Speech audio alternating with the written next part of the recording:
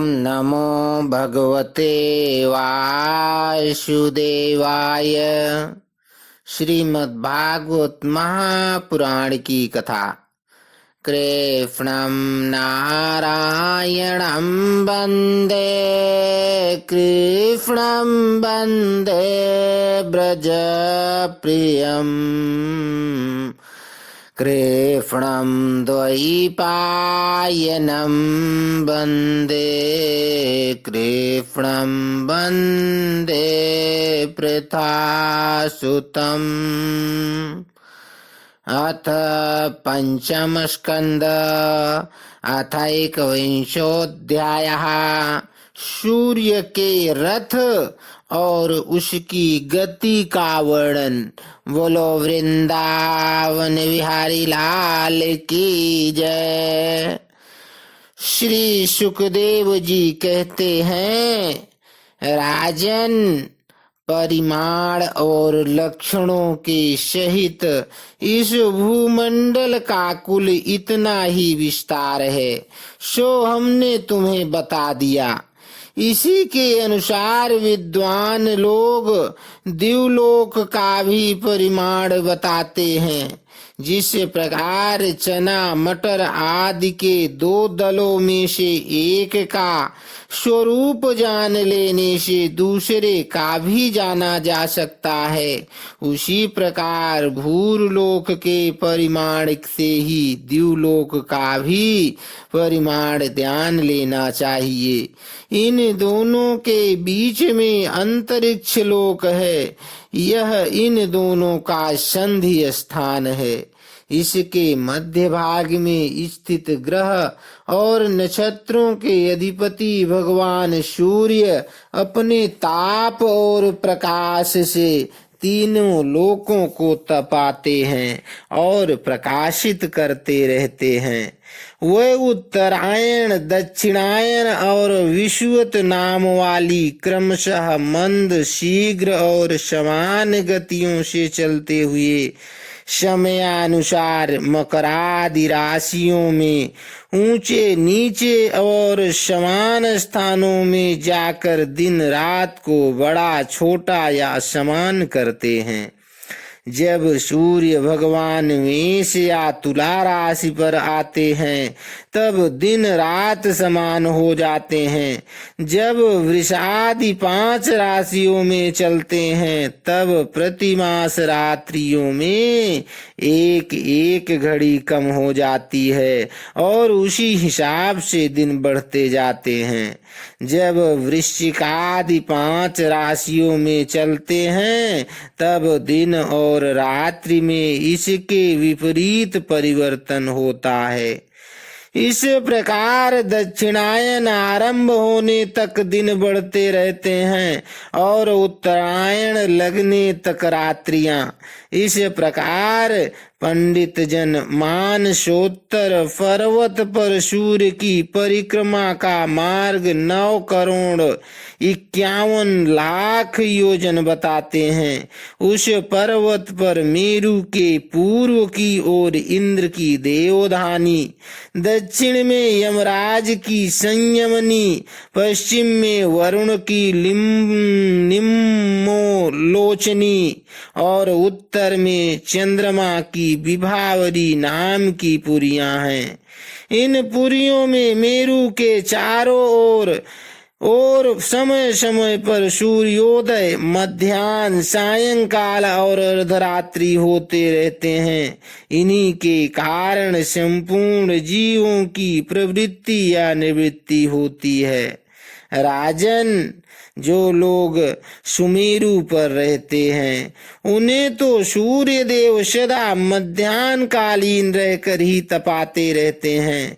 वे अपनी गति के अनुसार अश्विनी आदि नक्षत्रों की ओर जाते हुए यद्यपि मेरु को बाईं ओर रखकर चलते हैं तो भी सारे ज्योतिर्मंडल को घुमाने वाली निरंतर दाईं ओर बहती हुई प्रवाह वायु द्वारा घुमा दिए जाने से वह उसी दाईं ओर रखकर चलते जान पड़ते हैं।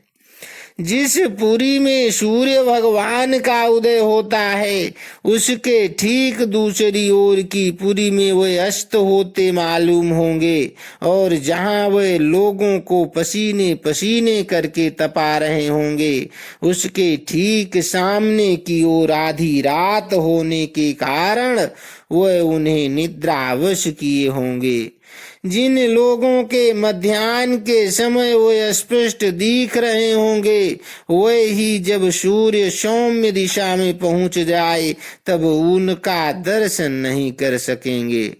सूर्य देव जब चंद्र की पुरी से यमराज की पुरी को चलते हैं तब 15 घड़ी में वे 2.25 करोड़ और 12.5 लाख योजन से कुछ 25,000 योजन अधिक चलते हैं। फिर इसी क्रम से वे वरुण और चंद्रमा की पुरियों को पार करके पुनः इंद्र की पुरी में पहुंचते हैं।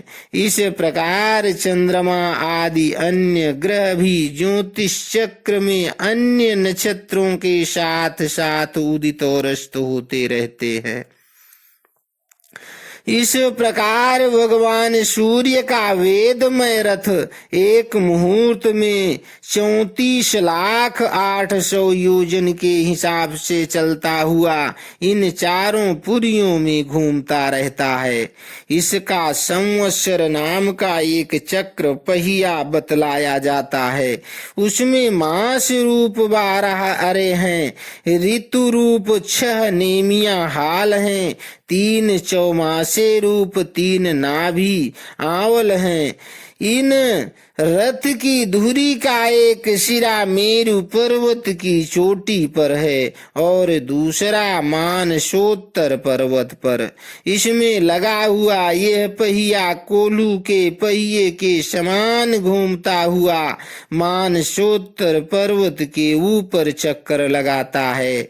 इस धुरी में जिसका मूल भाग जुड़ा हुआ है ऐसी एक धुरी और है, वह लंबाई में इससे चौथाई है। उसका ऊपरी भाग तैल यंत्र के धुरे के समान ध्रुव लोक से लगा हुआ है। इस रथ में बैठने का स्थान 36 लाख योजन लंबा और 9 लाख योजन चौड़ा है। इसका जुआ भी 36 लाख योजन ही लंबा है। इसमें अरुण नाम के सारथी ने गायत्री आदि छंदों के से नाम वाले 7 घोड़े जोत रखे हैं। वही इस रथ पर बैठे हुए भगवान सूर्य को ले चलते हैं। सूर्य देव के आगे उन्हीं की ओर मुंह करके बैठे हुए अरुण उनके सारथी का कार्य करते हैं। भगवान सूर्य के आगे अंगूठे के पोरुए के बराबर आकार वाले बाल खिल्यादि 60,000 ऋषि स्वस्ति वाचन के लिए नियुक्त हैं। वह उनकी स्तुति करते रहते हैं। इनके अतिरिक्त ऋषि गंधर्व अप्सरा नाग यक्ष राक्षस और देवता भी, जो कुल मिलाकर 14 हैं, किंतु जोड़े से रहने के कारण 7 गण कहे जाते हैं। प्रत्येक मास में भिन्न भिन्न नामों वाले होकर अपने भिन्न भिन्न कर्मों से प्रत्येक मास में भिन्न भिन्न नाम धारण करने वाले आत्मस्वरूप भगवान सूर्य की 2-2 मिलकर उपासना करते हैं। इस प्रकार भगवान सूर्य भूमंडल के 9 करोड़ 51 लाख योजन लंबे घेरे में से प्रत्येक क्षण में से 2002 योजन की दूरी पार कर लेते हैं। इति श्रीमद्भागवते महापुराणे पारमहंस्यां संहितायां पंचम स्कंधे ज्योतिषचक्र सूर्य रथ मंडल वर्णनम नामैकविंशोऽध्यायः संपूर्णः। बोलो वृंदावन बिहारी लाल की जय। बोलो विष्णु भगवान की जय।